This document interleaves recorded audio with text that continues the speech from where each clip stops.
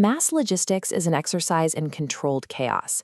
Managing millions of pending orders requires routing finite delivery vehicles across unpredictable demand structures, instantly. To understand how systems solve this at scale, we isolate the underlying logic into a strict mathematical test case, distributing exactly 6 delivery drivers among 3 retail outlets. This histogram represents our inputs.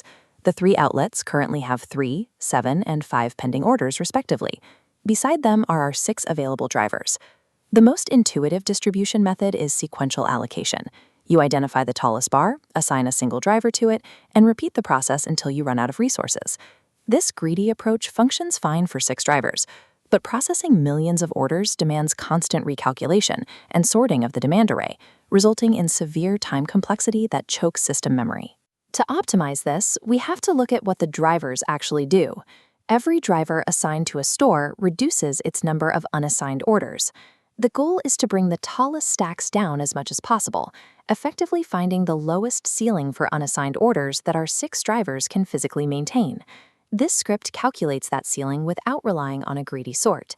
The structure relies on a standard while loop, calculating a midpoint between 2 variables. It is a binary search. A standard binary search finds a target value inside a sorted array. However, our array of orders, 3, 7, and 5, is completely unsorted, and the final answer we are looking for is nowhere inside it. The algorithm employs a technique called binary search on the answer. It abandons the array data entirely and searches the domain of all possible outcomes. Consider the logic of the potential limits. If our resources can successfully force a maximum of 3 remaining orders per store, then we could also easily achieve a looser limit of 4 or 5. This one-way predictability, known as monotonicity, is what allows us to use binary search to find the most restrictive limit that still works. By decoupling the search space from a Boolean feasibility check, the algorithm transforms a slow, step-by-step simulation into a lightning-fast logarithmic countdown. Line 1 defines the boundaries, low and high. Low starts at 0. This utopian best case assumes infinite resources, leaving 0 orders unassigned. High becomes the array's maximum, 7.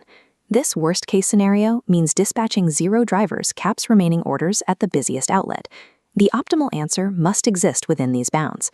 The lowest possible maximum remaining orders is trapped somewhere between the utopian 0 and the do-nothing 7.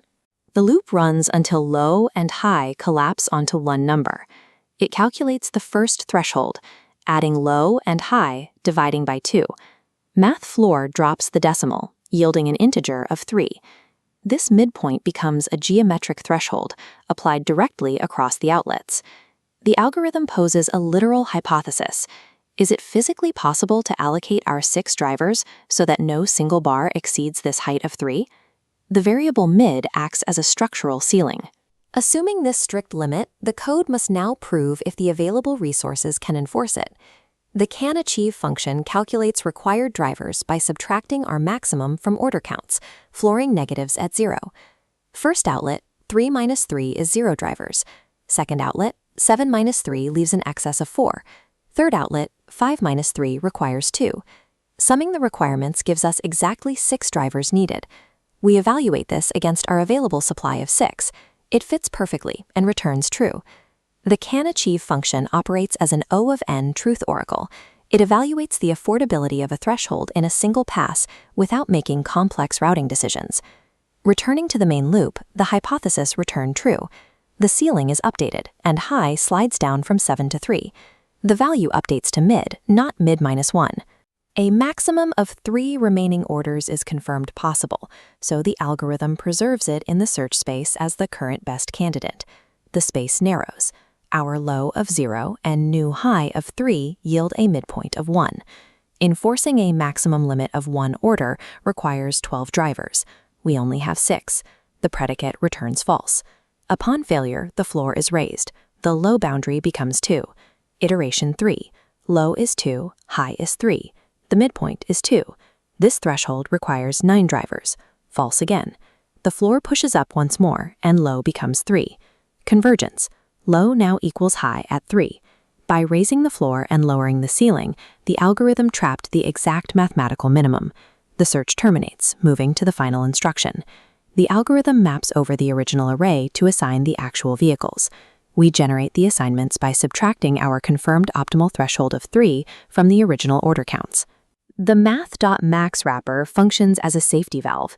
It guarantees no negative vehicles are sent to outlets already operating below the new network threshold. The output array reads 0, 4, and 2.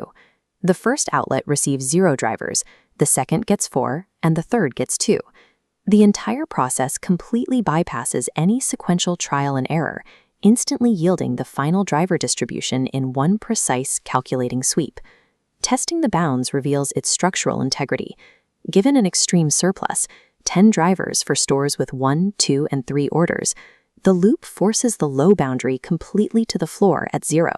It flattens all demand peaks, assigning a vehicle to every single order and returning the exact input array. Faced with an absolute resource drought, 0 drivers available for uniform demand across 3 outlets, the predicate fails immediately. The low boundary is forced upward until it defaults to the high limit of 4. The mapping subtracts 4 from 4, attempting 0 assignments. A naive greedy method bogs down under massive order volume because it must sort every individual data point. In software engineering, the most efficient way to solve an impossibly complex allocation puzzle isn't to build the solution piece by piece. You systematically guess the final answer and mathematically prove yourself right.